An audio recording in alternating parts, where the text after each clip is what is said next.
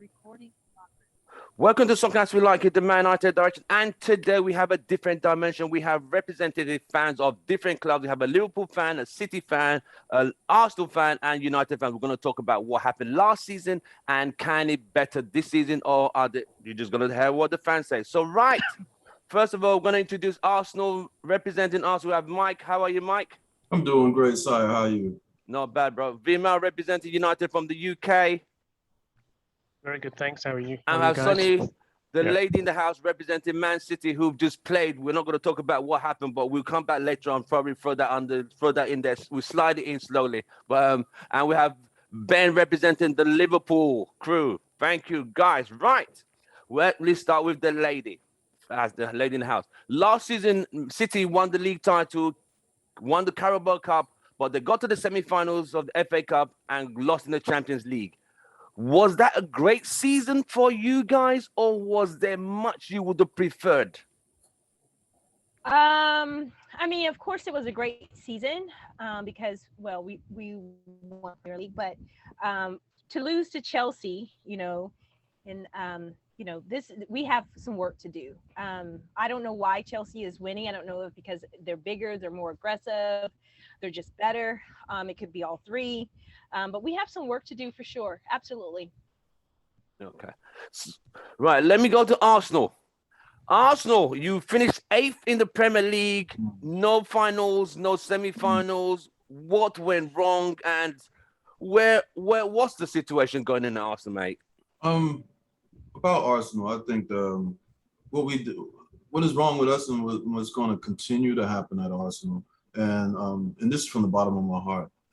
We have lost the love of football, and from business aspect, from and within the management aspect, and also it's like right now it's like this year, especially what we're gonna say last year, we did terribly in every aspect of Mikel Arteta.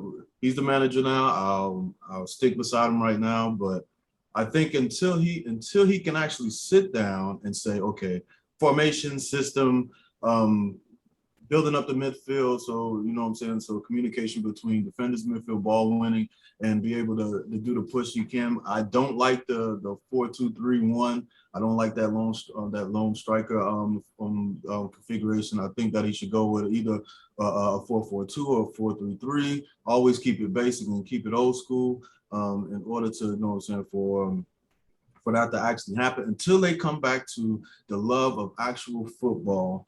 You know what I'm saying? And take all of the money and the business aspect out of it. And also because of, it's actually for us, really, the fans. So until they get back to the culture of football, we're never going to be like how we was in 2004 and 2005, or to be exact, the years of winning. Oh, dear. Oh, wow. Liverpool, Yeah, after winning the league title, then what happened last season? You finished third, but that was a comeback. I commend you. I commend Liverpool's comeback, because at one point it looked like top four was not even looking right, but you made it. yeah. So let me begin by saying this. There's a writer called Bill Simmons, very famous sports writer here in America, and he's got his own page, website, and everything, and he even produces movies and everything. So I'm going to take a rule of his. He has a rule. If the team you support, wins, the ultimate title of whatever the sport is or whatever the league is, you should not complain for 5 years. So I'm in that 5-year honeymoon phase right now. So I'm not going to. They've given us another Champions League. They've given us what we've been waiting for 30 years. So I am going to be reasonable for at least the next 4 seasons. Having said that, I know like we haven't made a statement signing yet. Ibrahim Konate is looking promising, but the thing is with him, there are some concerns about his injury history. Same with Thiago last year. But I feel that there's a bunch of young British lads who are looking like they might take the next step for Liverpool. Personally, I think the depth is there. there are some players, you never know. The only person I feel who's under pressure right now for this season, because they've decided to stick with him, is Naby Keita. Naby Keita has been up and down with injuries. I feel this is make or break for him. Right. He's a very, he's very good. He's talented, but he's not been able to stay healthy. Right. But this is going to be the litmus test for him. I think they will finally, his future of the club will be decided one way or the other this season. So there's people like Harvey Elliott to look forward to, Nat Phillips if he doesn't go onwards. The Taki Minamino from Japan are very creative players. They're young. They need to find their foot in. I hope they take. I'm a bit optimistic that they'll take the next step this season. Okay. So I'm not too concerned about the lack of new transfers as such. And our wage bill is very high, so I can't say that we have cheap owners. Right. You know. Let me go to Vimal in UK. Vimal, United finished second, got to the final of the Europa League Cup, came runners-up there. What can United? Was that a great season? I mean, they did get to the semi-finals of the Carabao Cup and lose to City. How was that season to you? I think it was an okay season. It was a little bit frustrating at times. Losing the Europa League final, that was a low point. Getting to semi-finals, progressing the other cups and crashing out prematurely, I think that was also quite disappointing. We've got a fairly decent squad, a lot of young talent, good squad depth, but I'm not sure if we utilize them fully. There seems to be an ongoing project which has been happening since 2013, a rebuild project. So I'm waiting for that rebuild to finish. So it was an okay season. We did get to the top of the table for a little while. I think it was 2 weeks, and then City, before the people in the blue came over and took over. Yeah, our neighbours just took it over and stayed there. So we've got some improvement to do. So let's see what happens. We've got a couple of decent players this year. We've strengthened our defence with Varane. We've got that right winger now in Sancho. Right. So. Let's see what happens.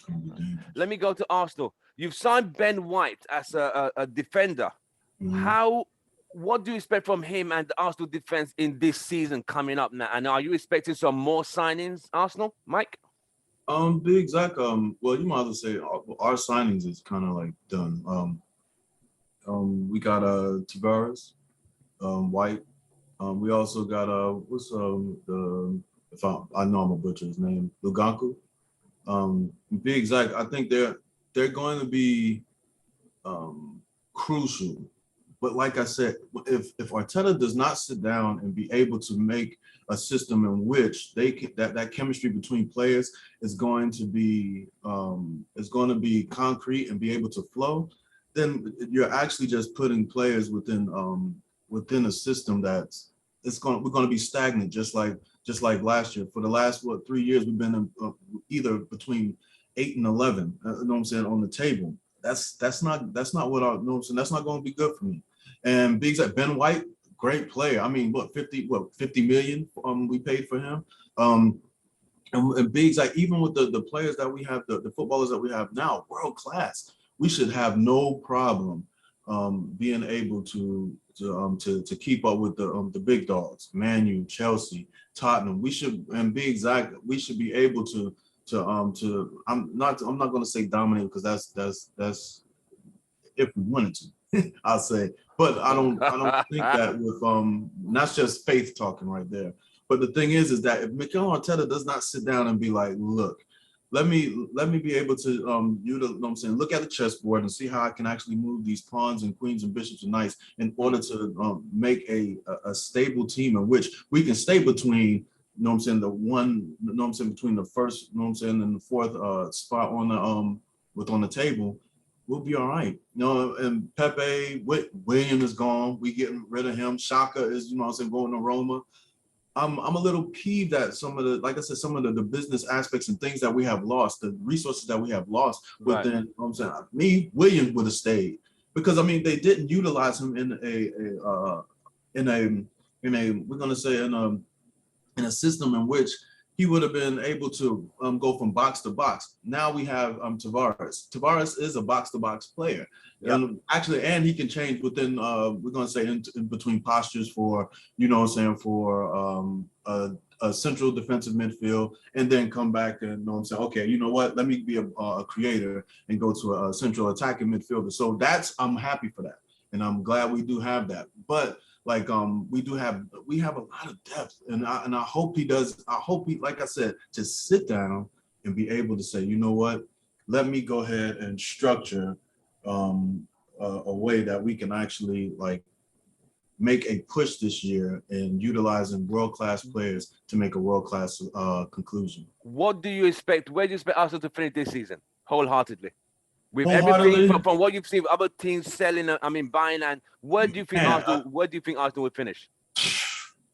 From my comrades that I see, Man City, Liverpool, and Man U, it's gonna be a fight, especially and Chelsea. Oh man, and see, no, and the thing is that I wish that we wasn't so much high on our soapbox, especially Stan the Man not allowing the money to flow so we can actually get, you know what I'm saying, that nice signing that Man U got from Real Madrid, and I'm gonna leave that alone.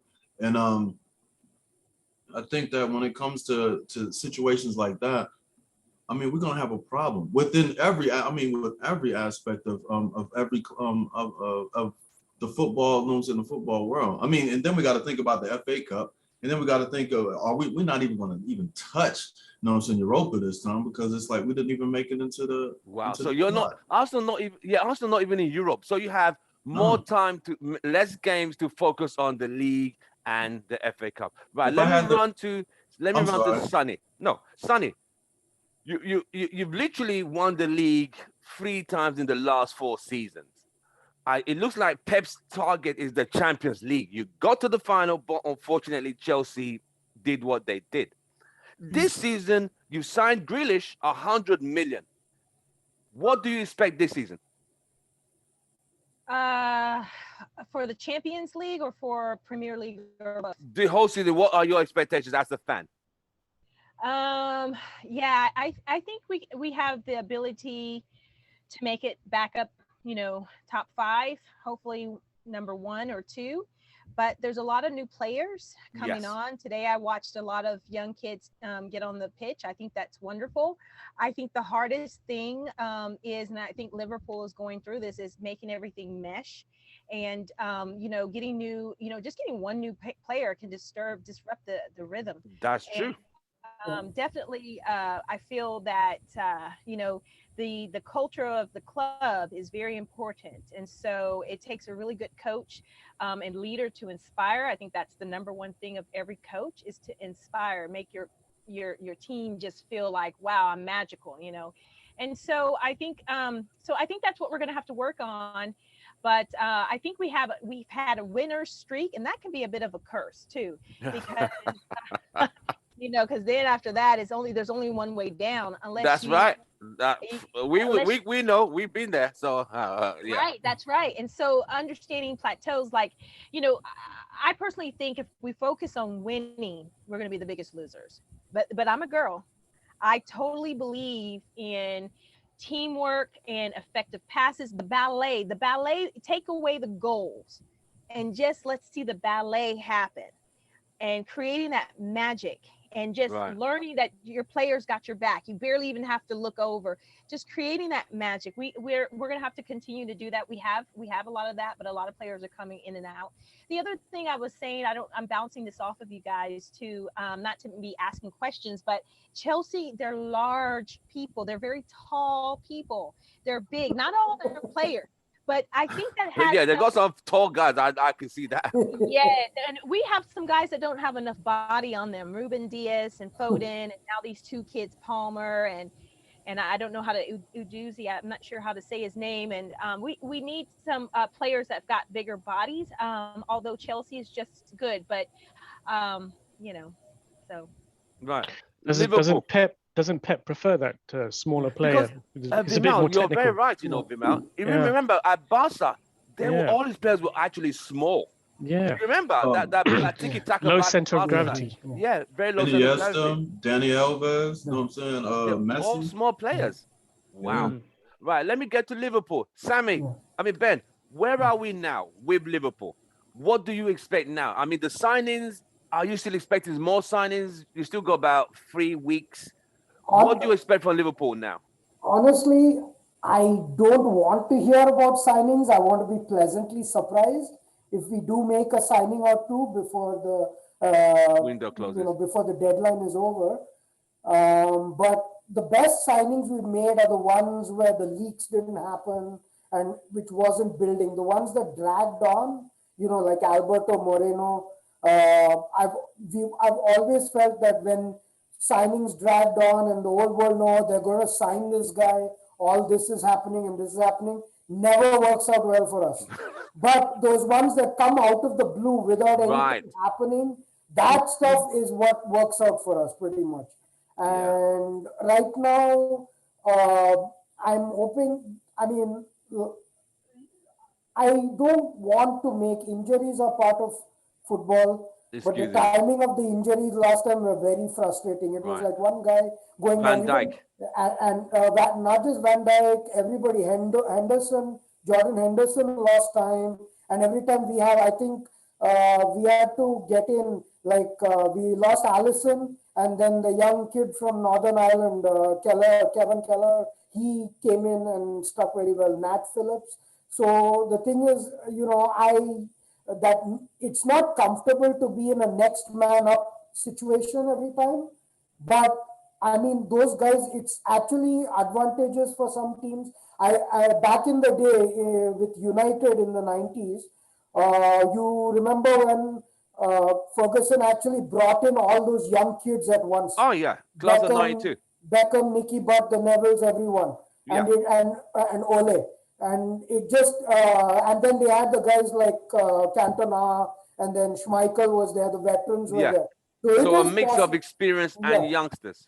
Yeah, so it is possible to still depend on, chemistry is very important and the nucleus is very important. Right. And I mean, throughout, 90s, even though Liverpool were relevant, we still had, very frustrating years. We'd sign all these fantastic attacking players, like Stan Collymore, Fernando Torres, and, Luis Suarez as well. And before Robbie Keane, everybody, one after the other. There was like a conveyor belt of strikers coming in. But it finally took us to get a good center back and a good goalkeeper to break our drought of winning the league. I feel that's very important. Even back in the day, United, the linchpins were Peter Schmeichel and the Gary Pallister for some time, that nucleus of Gary Pallister, Steve Bruce. Dennis Irwin. And for Arsenal, it used to be back in the day, used to be David Seaman with Lee Dixon, Steve Bold, Nigel Winterburn, and all those guys in front of him. Yeah. That defense line. Yeah, so you start with the defense. And I'm glad that there is some emphasis on defense at Liverpool. And, the attacking players like Sadio Mane, I know he had a very bad season. But I mean, the thing is, like, those up and down seasons, you have to be patient with the player, especially the way Liverpool won. I was actually fortunate. I started without talking about myself too much, but I started supporting Liverpool from 1986. I grew up in Bahrain, and so we were watching the old English First Division at that time. Yes. And 1986 is when I started supporting the club. Finally, at the age of, in 2019, at the age of 42, I went to my first game at Anfield. I was able to visit Liverpool and go there. The thing is, when you see them in person, like you can see, it's like it's calculated chaos in the way they play. You see like cluster bombs, you see Salah going in one direction, Firmino going in one direction, exploding. And it's like, I'm sure it was like that even watching with when United had Dimitar Berbatov, and when you had before that you had Dwight York and Andy Cole as Yeah. well. So it is you really get an idea of the complexity of the game. A lot of it, unfortunately, I don't want to make a distinction between watching it on TV and watching it in Live. person, but a lot of it gets lost on TV. Yes. Only when you see the game in person, you see which direction, how players are positioning themselves when one person has the ball. You see it all at once, depending on which end, where your seats are and everything. So I was fortunate to see that, and as much as as a kid, I used to play football in school in the Gulf. Compared to most kids in India, they played cricket. Because I grew up in the Gulf, I started playing football and I got early interested in it. Even after all that, in my 40s, watching a Premier League game, now this was a Champions League game, but watching a game in person at the highest club level, it completely changes even more your perspective. Because it's more visual, and you're feeling it, and you could, even because on TV, the camera just following where the play is. But when you're watching it live, you could see players who are not even where the ball is. You can see the way they are set up. So I see your point. Do you see an improvement? You got into third spot last season. You rallied. You won the last 7 games or 8 games and went on this run. This season now, you've made 1 or 2 signings. Do you see yourself in the top 4? Do you see yourself winning Champions League? Do you see yourself winning a league title? It's a yes. I mean, you could think about it, and we could come back to you. Let me tell you my expectations. Right. What I will deem as a success. Okay, so for me, the success will be this season. Anything else is gravy on top of that. For me, it is top 4. Top 4. Finish. Okay. Top 4 finish. I don't care whether it's 1 or 4. Top 4 finish. Okay. And I'm looking at a deep Champions League run. I want a deep Champions League. Get to the quarterfinals. Quarterfinal or semi-final, one of those. Okay. And maybe and I'm hoping at least either between League Cup and FA Cup, one final, FA Cup final or League Cup final. I would like to see. Because the fans, it gives those cup, a lot of people, they discount. But like I'm from a time where the FA Cup was like, number 1 trophy. It used to get people, used to get goosebumps thinking about the FA Cup. Yep. But it still means quite a few for fans of the community and fans overall. We have an additional reason to go to the pub and meet our friends and watch the club together. So I want to feel the excitement of a FA Cup final or a League Cup final again. Okay. Vimal, with what United have got now, they got Varane, they got Sancho. What would be a successful season for United after finishing second in the league and the Carabao Cup? I mean, Europa League final. What would be a successful season? Success this season would be winning a trophy now, because Oli hasn't won one yet. Like in Champions League trophy. That might be a bit far fetched. Dreams are free. We've got to. Yeah, dreams are for free, but we've got to see a system that's effective and working week in, week out. I'm not seeing that yet. So Champions League, maybe not yet. Possibly one of the other trophies, and probably contending for the Premier League as well. I think we'll be there at the top. Top 1, 2, 3, most definitely. If we're not in top 4, then Ollie's not going to be around. And with the amount of time and money that's been invested, that's a minimum for this club. Right. So one of the trophies, I don't know which one. So but you not want Champions one League trophy, yet. as in either the League Cup or the FA Cup. Get out of the knockout stage of the Champions League. Yeah, we have to get out of the knockout stage this time. Definitely. That's mandatory, right? Yeah, mandatory. Then you want to try and still remain in top 4. That's a successful season. Yes, that's the minimum. Absolutely. Right. Arsenal, as it stands, it's from everything, all the teams. I mean, you have Chelsea, Liverpool, Arsenal. I mean, Man United, Man City, way ahead of Arsenal. it's going to take a lot from Arteta, and we'll hope one of these top 6 teams drop down. You got Leicester City as well in that league, in that bracket. Can Arsenal get into that, let's say, top 5? Can they get into that top 5? From what you're seeing with the signings, can they get there with Arteta? But like I said, Arteta has to do some. If you want to say like this, Arteta has to sit down and do some soul searching and be exact and not what. And like I said, it's almost like a threefold being when it comes to Arsenal. You have the business aspect, the actual culture of football, and then after that you have the actual system. If in order for a government to be, you know what I'm saying, to be in one accord, Arsenal going to have to, you know what I'm saying, Arsenal has to go back to the basics. Like I said, the love of football and the culture of football has to take over there versus the business aspect. Right. Yeah, I mean, make money or do what you have to do. Owners do, get your money. But, you know what I'm saying, if you want silverware, it's, you know what I'm saying, either scratch Arteta and sack him and bring somebody that. Do you think Arteta is the right guy? You've seen, he's been there like, what, 2 seasons now? No. In your opinion, do you think he's the right guy to take it to the next level? I don't think he is, but because he's there, I'll give him one more chance. If he cannot do it, I need somebody to come in and do the job so we can go ahead and get this, you know what I'm saying, get this job done. But no, I would have never brought Arteta to Arsenal in the first. Oh wow. Okay. Liverpool. Klopp is Klopp still the man for the job? Oh, you will never. I bow down to Jurgen Klopp. He has changed. You know, he did it the hard way. If you consider how, you know, in the years he's been there, it took 4 years. Yeah. But you know, he did it brick by brick. He did not, like, you know, keep pressuring.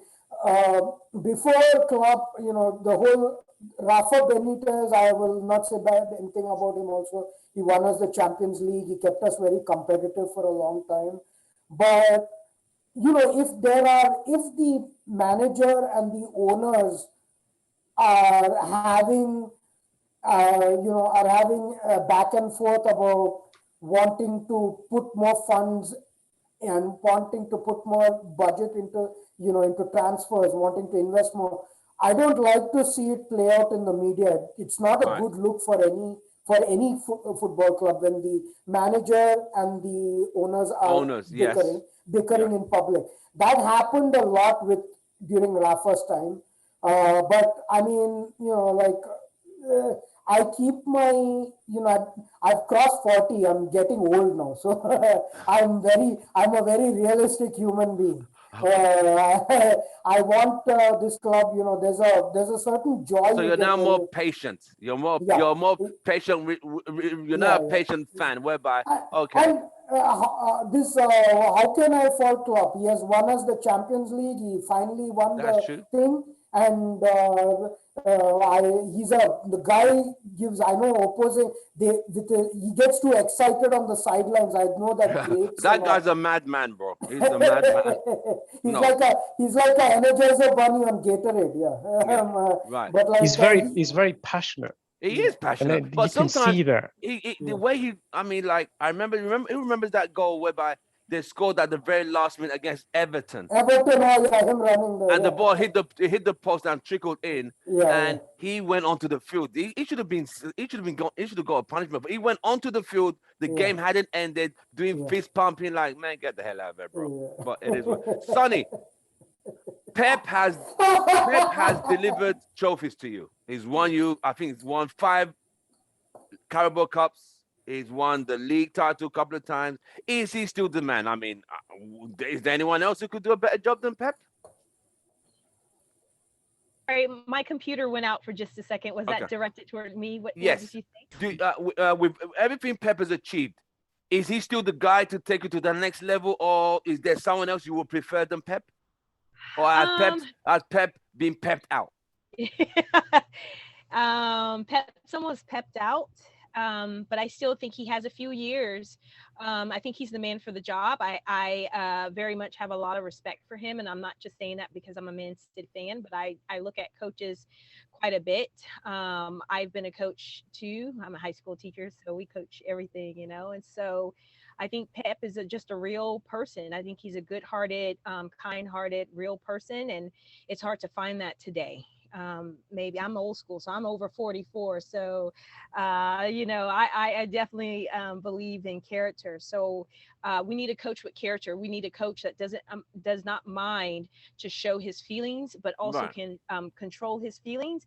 But he's a passionate person. I could see him being a real dick sometimes, even to his team, and then I can see him just loving on them so much. But he's just a real person. I think I feel coaches need to be more real with themselves and their teams. And Pep portrays himself. I mean, he's wearing the same shirt and that same black top. So I think that he's got a lot more to give this team, but he's pepping out. I mean, he's peaking. We all peak, and I think that's a beautiful thing. You're not going to just keep being able to dunk. There's new people coming all the time. Right. So, but I'm grateful of his time on the team. It's worked for him for many years at Barca, Bayern Munich, and now at Man City. He's been doing it. So he's been doing it. Y'all can go ahead and stack him and bring him over here to Arsenal. We'll be all right. Yeah. But you need $1 billion as well to spend. Pretty much. Exactly. But Sunny, when does Pep's contract run till? Do you know? No, I haven't looked into that, so I probably need to. I'm not sure. Yeah, because normally he has a 2-3 year project each club, but with City he's he's been there about 5 seasons now or 6 now. It's been on a bit now, isn't he? Yeah. Yeah. Vimao, is Ole still the man? Honestly. Honestly, please tell me. Honestly, well, I think this will be the defining season. We've spoken about Ole at length, and he can be quite frustrating, can be quite slow to act. I don't see as much passion as I do with Pep and Klopp. And, I don't see he's not on the touchline. He's not really interacting with the players. Watching a monitor screen. Exactly. He's on his iPad and he's just thinking to himself, and there's not a lot of interaction. No. And I don't see the players embracing him, hugging him when they score. So there isn't that camaraderie I see with other clubs, and for me, I feel that's missing. Tactically, sorry, go on. Do you think that's just because of the culture he's coming from? He's like the Scandinavian guys; they're a bit more aloof, But that doesn't mean you don't think. No, I don't think it's got anything to do with him being Norwegian or culture. I think it's just his character. Oh, okay. And the real elite, passionate managers. Yeah. You see everything with them. Yeah. On the touchline, you see the way they give interviews. Pep is an excellent communicator, man motivator, as with Klopp, as with Wenger in his days. I can't say the same for Arteta, but there's certain managers who just have a way about them, and you guys are lucky to have Pep and Klopp. I really admire those two guys. So I think for us, this is going to be the defining season for Ollie. And if it doesn't work out, then I hope there's going to be someone inspirational that comes along to carry that club. I mean, I'll be looking like who's out there available. There isn't, is it? There isn't. There's not a lot actually. Yeah. And I hope it's not going to be another ex-player, internal somebody. Yeah. Because I'm done. And after all, I'm really done with the internal stuff. I'm really done. I need someone who's clued up upstairs. See what I mean? Exactly. But someone who's got a lot of experience in the game, played at elite level for many clubs, won titles in those domestic leagues. There isn't anyone that has that type of CV anymore. So Nagelsmann was on his way. Who? Unless y'all can clone Fergie in his youth. Fergie. I mean, cloning Fergie. That was a one-off, bro. That was a one-off. Yeah. They don't come like that anymore. Because if you remember, Fergie in his first 3 years, he was struggling. The 1990 season, United battled relegation and won the FA Cup. That was his savior. But he made after he fired Ron Atkinson, right? Remember Ron Atkinson? Yeah, Ron Atkinson got fired before they brought in Alex Ferguson. So it's Alex Ferguson was lucky. But these days, they don't give managers that much of time. They don't. 4 years, you haven't won anything, and you fight relegation, you're out, bro. Because they put too much money into clubs. The owners are very impatient. Only if you're a club, a Pep who have a CV that is so long with Champions League and pedigree. But if you're just a regular guy coming in after one season, nothing, 2 seasons, you're out, bro. But the thing about Alexander Ferguson, and one thing about him, and I always loved about him and Arsene is the culture of the culture of the man himself. He was always, it's like you can't, it's like if Fergie wants to win something, he's gonna do it.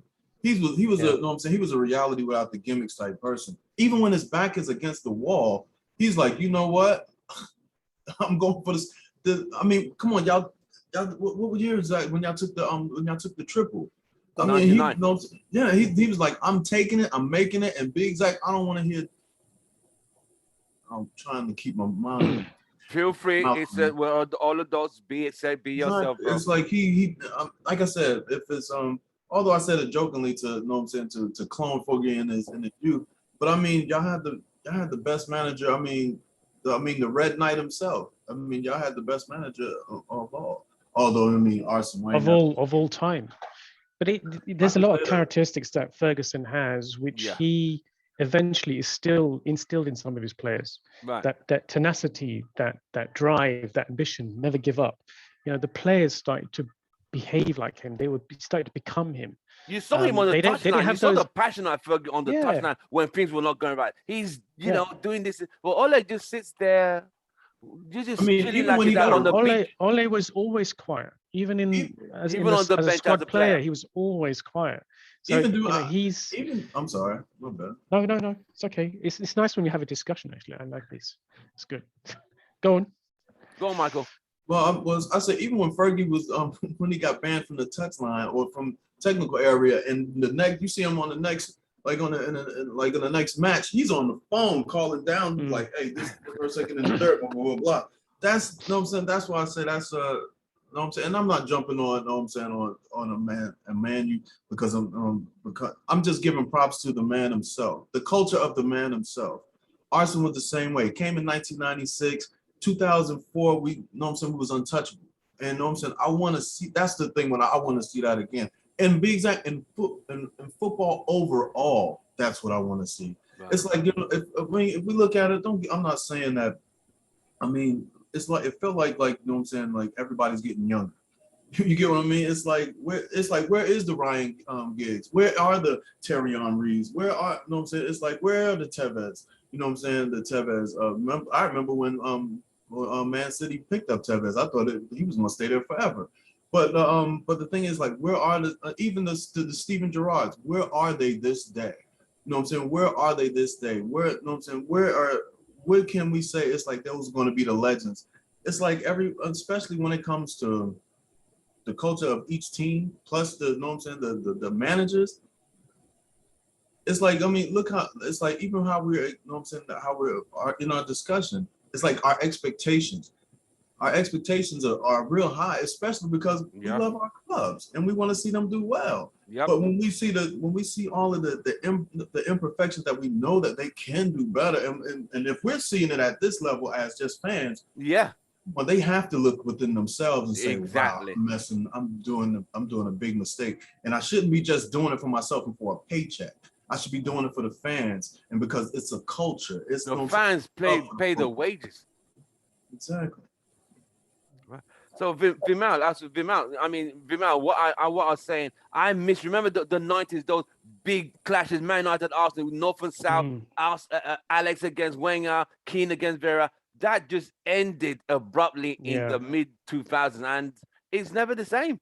It's never the same. They were real main events.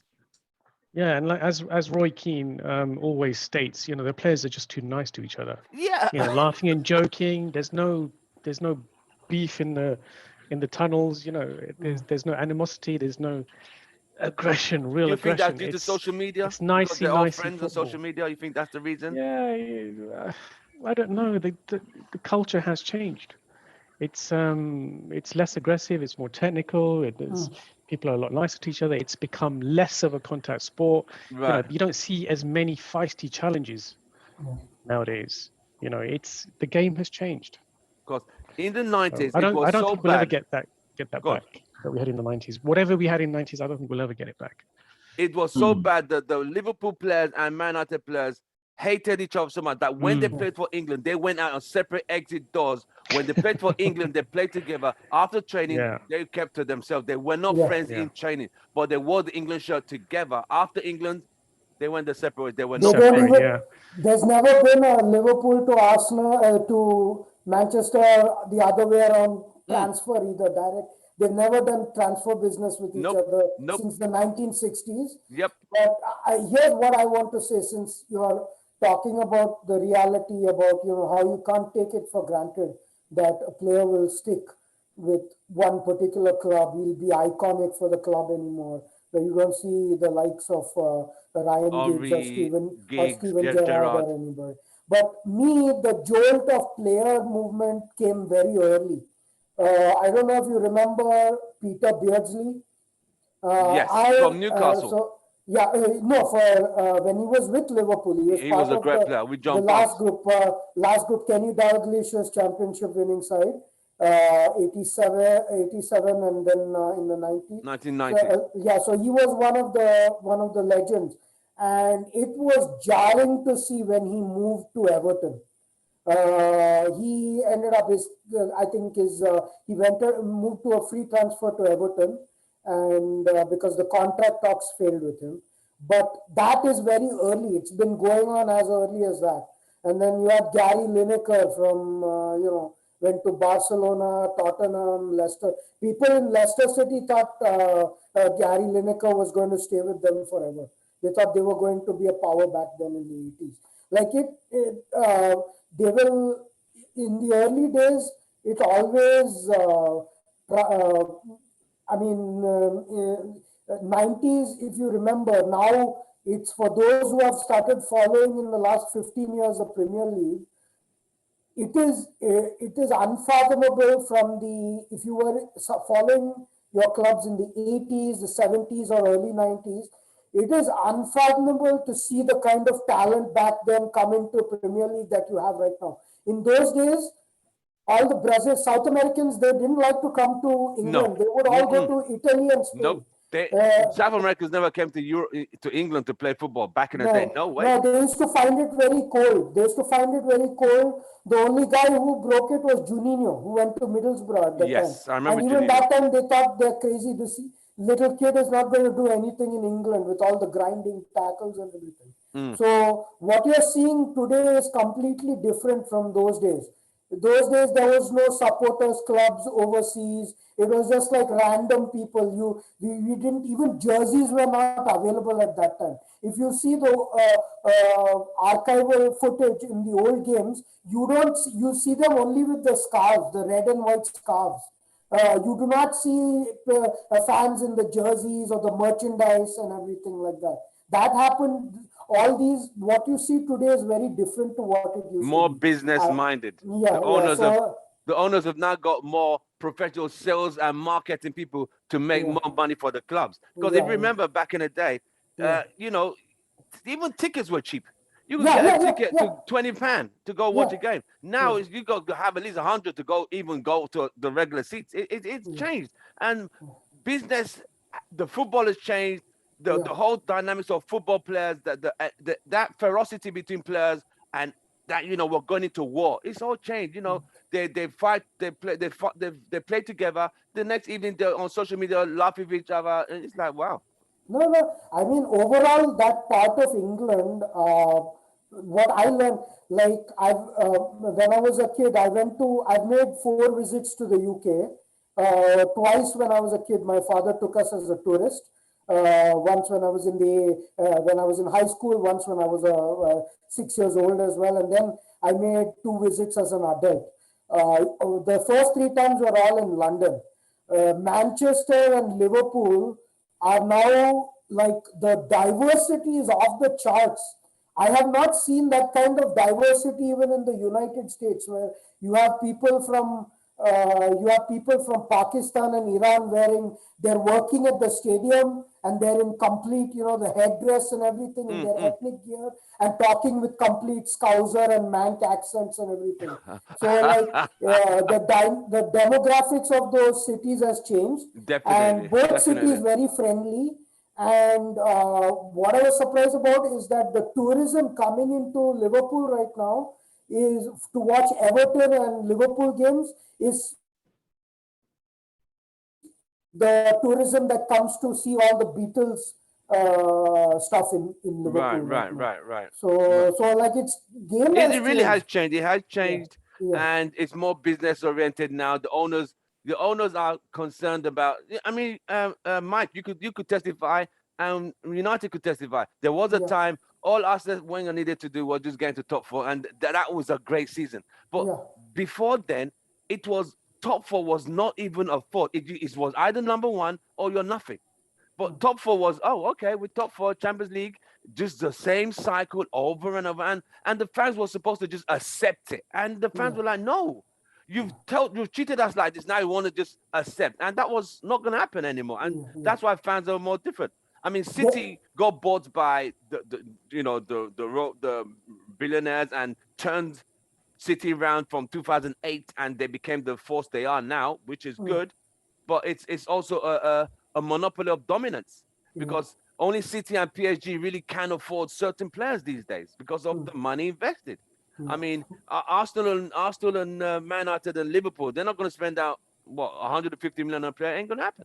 Not gonna happen. They got the money to do so. They just won't shell it out. Yeah, and one thing I'd like to add, it's a little bit of a digression what I'm going to make, but this is the silver lining from it.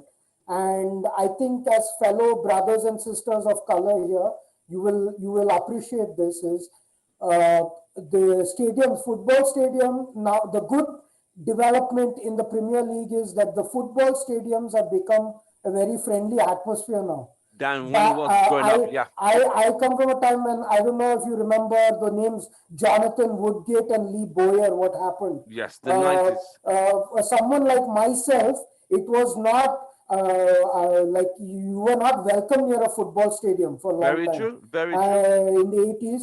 Especially up north.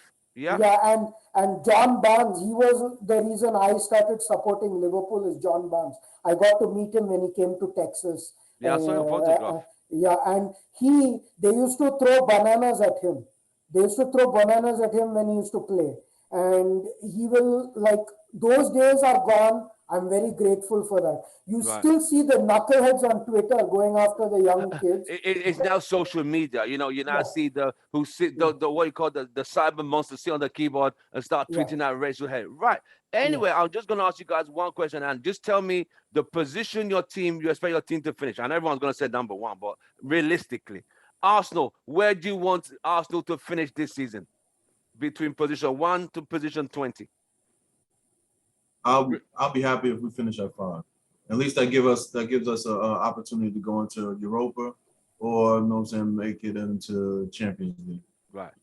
Sonny, City. Hello. Whatever. I think that we can do another one, if not 1, 2, but I think we can do another one. Pep's got it in him. The team can do it. Okay. Sonny, can I ask, who do you think is your biggest contender? Chelsea. Chelsea. Yes. Vimal, did you hear that, Vimal? She said Chelsea didn't even go to United, bro. Exactly. That's messed up, mate. That is messed It up. used to be Liverpool, but the defense, Van Dijk is not there, and they've got a lot of injuries and things like that. I think Chelsea, and so even if we make it to number 1, I still want to see more wins.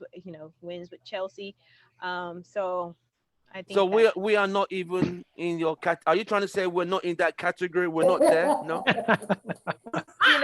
Even though United played very well, I sometimes got a little bored when I watch them play. I'm sorry. I think she's been honest. Yeah, well, Pep's style of football is quite exciting, but ours is probably more traditional, I would say. Fair enough. Liverpool, where you gonna finish this season? Same as we finished last season, 3. I think. I think City and United will finish 1 and 2, or 2 and 1, whichever. But, well, let's make it 2 and 1. But maybe these people got number 1 for this. It's overdue now, isn't it? Vimal. Yeah, it's got to be 1 or 2. 1 or 2. We're slowly creeping up that table. Our squad is strengthening. We're getting the right players in, and we're addressing the weaknesses on our team. We just need to speed up our play, I think. I mean, City said the biggest challenge is Chelsea, not even United, you know. I mean, Yeah, but you see, it's the money talking, isn't it? felt It's the billionaire insulted. backing. Yeah. This is a battle of the So billionaires. wait a second. Yeah. Nobody gets on Chelsea. They have billionaires backing them. That too. is true. Let's be honest. That So- Chelsea do have money. They do have it, Yeah, and the It's owner is similar- ambitious. yeah, but Chelsea have the highest wage bill as well, and then it's United, then it's City. But you guys have the biggest wealth backing the club. Obviously, you know the difficulties United have with the Glazers. The Glazers. But in terms of Chelsea and City's buying power, you know, Grealish, for example, you guys are at the top, and that's a reflection of where you guys are also in the league. Yeah. I have because of one. that money. I have one question. Since none of us are Chelsea fans here, I just as an outsider observing Chelsea, I want to know what you guys think. Like, isn't it mind-boggling? Like, have you ever seen any club function like them, in the sense that they go the last 8, 9 or 10 years, they'll go completely out of the top 4 one season, they'll fire their manager, they'll bring another guy there, they'll win the league, then they'll fire a manager in the middle of the season, end up winning. They You're have talking done about it Chelsea? twice. Yeah. Yeah, I'm Chelsea. talking about Chelsea. But It's the most Abramovich is mind-boggling. ruthless. I can't even, as an accountant by profession, I can't even wrap my head around the economics of that club. I agree. mean- I can't figure it out either. I'm alarmed and flabbergasted at times the way Chelsea. Think about it. They fired Mourinho after winning a trophy. Mourinho went there twice, won Champions League. Yeah. He got Premier League. He got fired. Then they had the Italian guy. What's his name? Roberto Di Matteo. Talking about won Champions Ancelotti? League. And he won the And- Champions League. Talking about Ancelotti, right? Yeah, Ancelotti got fired as Oh, well. yeah. Yeah. Then the other guy who's now Mauricio interim Sarri, manager, Antonio Conte. Conte. Yeah. He Yeah. won the league. He got fired. Like, what do? Whoa, be exact. If you take it back, remember when Fernando, what was the year that Fernando Torres won the single-handedly? Yeah, Di Matteo, Roberto Di Matteo. Yeah, it was like, no, I'm saying it was like, what happened to him the next season? It was like, They fired him. And also, like, special mention to Avram Grant. That guy took on a thankless job at that place, man. Him and Rafa, he takes them to one Yeah, of the, Rafa won them he won them Europa, the Europa Europa. League, and he got man. Yeah. But yeah, like you said, Vimal, Abramovich is ruthless. Yeah. He's ambitious, but he knows what he wants. He'll keep pumping in money to that club, and he's never satisfied. But that's what an owner does. I'm not satisfied. Yeah. You won me a trophy, but I think you could do better, and he sacks them. But Yeah, United, he's we don't do got that. real ambition for his It has club, to be yeah. so bad before United respond. Is And that Ole, good or bad? yeah, Is it good or bad? for what Chelsea done, it works for them. I mean, think about it. Every manager they sack, he wins a trophy, but we don't even have people who win trophies like that. Yeah. So you know what I mean? You Ole's know, been you know there who the 2 real years. person is in Chelsea that's making a lot of these calls in terms of player transfers and so on. It's this woman called Marina Marina. Granovskaya. I've heard of her. She manages the day-to-day running of the club, and then she liaises directly with Abramovich. Abramovich. Yeah. But apparently, she's the real brains of the operation. Wow. Wow. Ask Yeah. a Chelsea fan about her. They'll They've praise her. They made the greatest some of the best managers in the world expendable. They made Yeah. going back to Scolari, Felipe Scolari. Oh Felipe yeah, Scolari I didn't forgot. do anything. Remember Scolari? Yeah, I yeah. forgot him. Yeah, and he had a bad season, didn't he? I think he couldn't speak English, and Yeah, he players couldn't just they weren't communicate clicking with the him. players. But do you remember who the go-to manager was for Chelsea when they sacked people midway? Do you remember who it was that always brought back? The Dutch guy. Gus Hiddink. Goose Hiddink, yeah. He was Gus Hiddink, yeah. He'll just come out of nowhere and make sure they finish Yeah. respectively. He'll tidy up the season for them. Right. I think he did that 2 or 3 Well, times. ladies and gentlemen, we have come to the end of the show. We've spoken to Arsenal. He's told us what he feels went wrong last season and where they're going to be this season. Fingers crossed. We spoke to Liverpool. He told us what happened last season and where they want to be. And Man City, it's like, was that a bad season? A lot of people would love to be in Man City's position, but can't get there. But it is what it is. But this season, Every team is chasing Man City because that's the pedestal and the standard set for the chasing pack. Like Man United, Liverpool, Arsenal, Tottenham, Leicester. That's the standard Man City have set. United have gone into the transfer market. Can it help this season? Could I make a request, Tim? Yes. It's nice to finally see players or people of fans of different clubs in the same arena and same format. Be nice if you could ask each other certain things about their clubs, maybe just like one question each, or Yeah, go on. Just because it's well, I have a question for you, Venkat, and I know we don't have a lot of time, but are you at all worried about your squad aging and the lack of transfer activity this season? Because a lot of your players are like in your 30s now. You've got amazing players, great coach. But does it worry you? They'll go because of the way things are now. You can't have as lengthy careers as you used to have. I've made peace with the fact, like I gave the Peter Beardsley example, I made peace with the fact that players are not going to stay for a long time and they'll move on. So, specifically this season, the lack of activity in your squad is, your average squad now is 30 plus. No, it's a staring contest. And the other squads, you've got young players coming through in their 20s. The Man United squad, our average age is about what, 23? City squad, lots of talent coming through, young players playing today in the Community Shield. Even Arsenal. We got those that's coming straight from the academy, and those that our oldest is about like maybe say between 27, something like that. What the trend that I have noticed is, like every year at least there is one young player that Curtis Jones steps to the next level for Liverpool. Trent Alexander-Arnold. Then last season it was Nat Phillips, Nico Williams put in.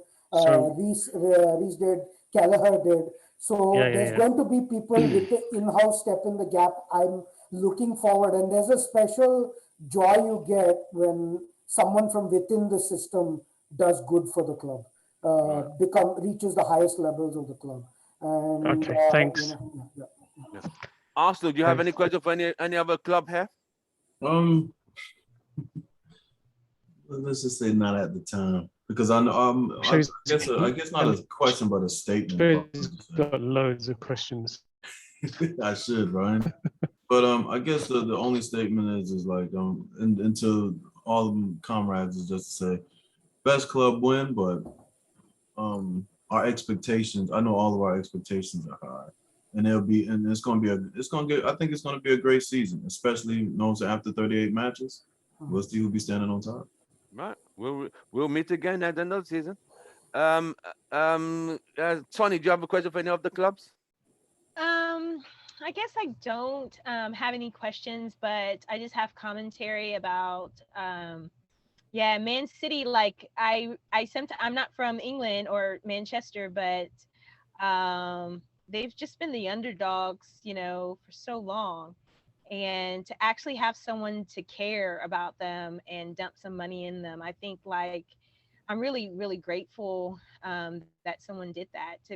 To all the Man City fans that are from Manchester, they're older and they tell me how tough it was being. It was bad. They got relegated quite a few times when I was growing up. Yeah, and they were, they talk about their abuse and bullying in schools. I mean, really, you would think they were a real minority group, and so up to 2008, Man City, they used to always be fighting relegation, and they used to get relegated, as in they dropped to the next division. That was how bad it was. But when this guy came, rebooted the team in 2008, they start getting players, winning titles, and I think then Alex Ferguson was like, okay.